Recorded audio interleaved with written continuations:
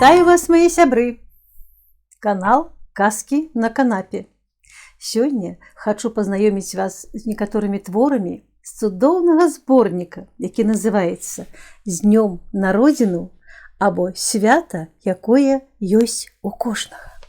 Хочу сказать, что укладальнікам гэтага цудоўнага зборніка з'яўляецца беларуская пісьменніца Аксана Спрынчан.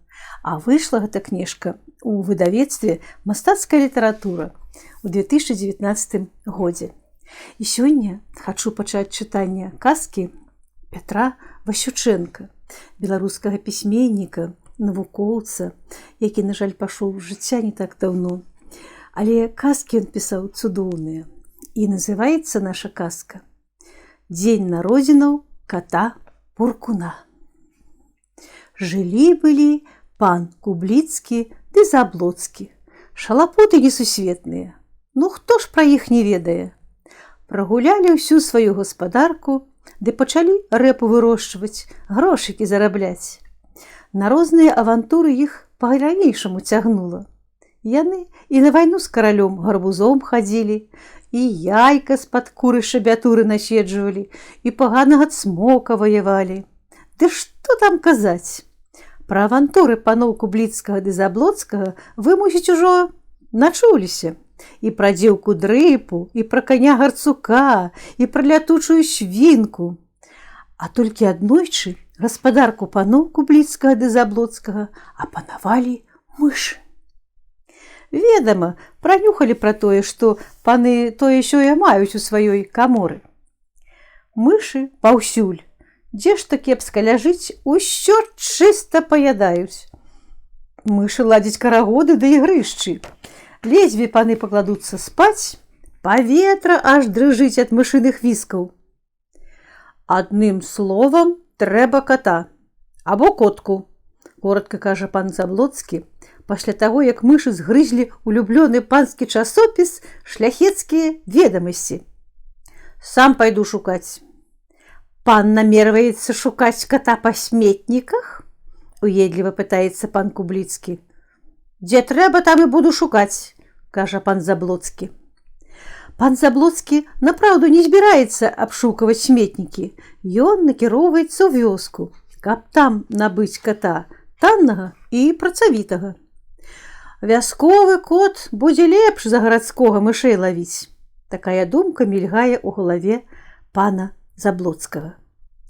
Неўзабаве ўжо ўся вёска ведае, каго шукае пан Заблоцкі.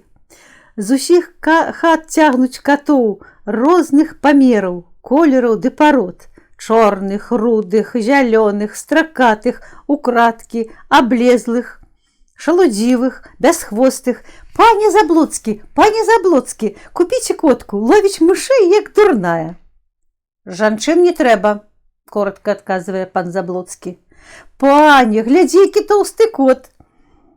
На далонню сала на ім, сапраўдны шляхціц. Шаноўны, мне патрэбны кот, а не падсвінак, адпрэхваецца пан Заблоцкі. І тут позірк пана падае на сціплага, задуменнага кота, які выглядае зусім не па-вясковаму. Бо кот апрануты ў чорны фрак з белым гальштукам. Хіба што капелюша не стае. Ну нічога, капелюш мы яму купім, мільгае ў галаве пана Заблоцкага. І ён без развагаў плаціць за кота Буркуна.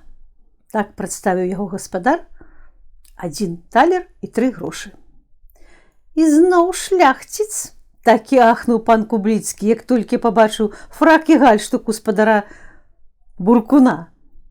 А што, хіба лепей было б прывесці аблезлага цяру з памыйніцы? Агрызаецца пан Заблоцкі. Радуйся, пане, што кот выкшталцоны і танны. А ці будзе гэты франт лавіць мышэй? Сумняваецца пан Кубліцкі. О, паглядзі, ужо будзе, паглядзі, ён ужо рыхтуецца. Сапраўды, Буркун паводзіць сябе досыць пагрозліва. Натапырвае вусы, выцягвае спіну, зыркае па кутах зялёнымі вачыма. Вострыць кіпці аб валёнак пана Заблоцкага, а яшчэ і бурчыць.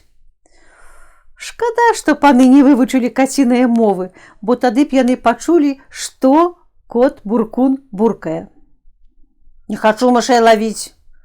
Не буду сырых есці, і пражаных не буду, і салёных не буду, і мачоных не буду. Бо мне іх шкада. Адным словам, кот Буркун быў гуманіст. А што гэта значыць? Так завуць людзей, якія шкадуюць людзей. От я і памыліўся, бо кот Буркун шкадаваў мышэй. То як яго тады назваць? Паны пра тое не здагадваліся, але пан Заблоцкі западозрыў нешта нядобрае, калі кот не хацеў ісці ў цёмную камору. «Цемры баіцца», – зазначыў ён, – «будзем правучаць». І без усялякіх цырымоніяў узяў кота за шкірку, ты закінуў яго ў камору. «Або цябе мышы з'ядуць, або ты іх», – праказаў ён кату на развітанне. Але не прадбачыў пан, што будзе і не так, і не гэтак. Уранку выходзіць з каморы кот, жывы і здаровы, што рыжык баровы. «Значыць, мышам капут», – з задавальненнем сцвярджае пан Заблоцкі. «Усіх падушыў». «А хто ж там павіскавае у куце?» – заўважае пан Кубліцкі. «А гэта у вас, пане, у вушах пасвіствае». Па праўдзе сказаць, ад гэтага часу ў хаце пацішэла. Годзе мышам сваволіць, як быццам іх і не стала. Але хто тады рэпу точыць, сыры, кілбасы, якія паны на апошнія талеры ў смургонях купілі?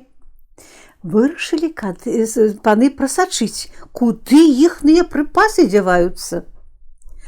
А прыкінемся, што мы ў смургоне паедзем, а самі залезем на гарышча і будзем адтуль праз шчыліны глядзець. Такую думку падаў дасціпны пан Кубліцкі. І што ж яны убачылі?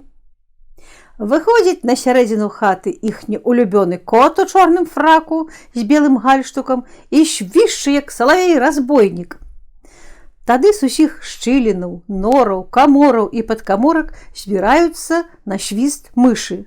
Старыя мышы, маладыя мышы, мышыныя дзіцёнкі і нават нейкі стары аблезлы пацук да гэтай мышынай зграі прыкляпаўся. А кот Буркун гаркае басам: «Здарова, мышынае войска!» А яны яму ў адказ безладным хорам, вісклівымі галасамі: «Жадаем здароўя, шаноўны пане генерале Буркуне, ваша генеральская дастойнасць!» Кату Буркуну прыемна, што мышы называюць яго генералам. Ён абвяшчае: «Пачынаем мышыныя манеўры. Станавіся ў шыхт, лягай, уставай, зважай, бягом, паўзком, крокам руш!» Мышынае войска усе гэтыя каманды выконвае, займае абарончую пазіцыю, залягае ў акопы, атакуе небачнага ворага. А Буркун ужо так задаволены ўсімі. Выдае кожнаму мышынаму камандзіру па сардэльцы. Кацінае войска вітае яго. «Ай, дык гэта ж ён наша дабро перавозіць», – горача шэпча пан Заблоцкі. «Ну яго сардэлькаў не набярэшся. Ой, ужо надзяру ж я яму вушы».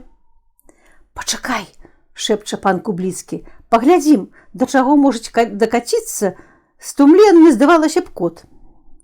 Мышы дзеляць панскія прысмакі, кот Буркун паблажліва усміхаецца. Да паноў з пакваля даходзіць, што кот Буркун лічыць жа іхнюю маёмасць за сваю і шчодра дзеліцца ёю з мышамі.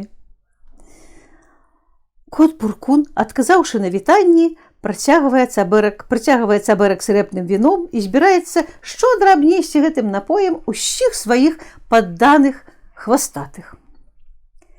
Тут ужо шляхецкія сэрцы не вытрымліваюць. Паны скочваюцца з гары, як два мяхі. «Зараз хвост яму адарву!» – лямантуе пан Заблоцкі і пры гэтым страшна круціць вачыма. У яго гэта хвацка атрымліваецца проста жах. «Ой, ратуй нас, Божа!» Кот раве нямым голасам ад страху, а мышы як сыпанулі па норах, па шчылінах, толькі іх і бачылі.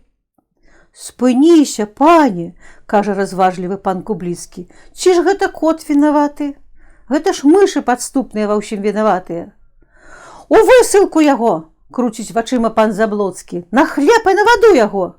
Не даваць яму сарделек 3 дні!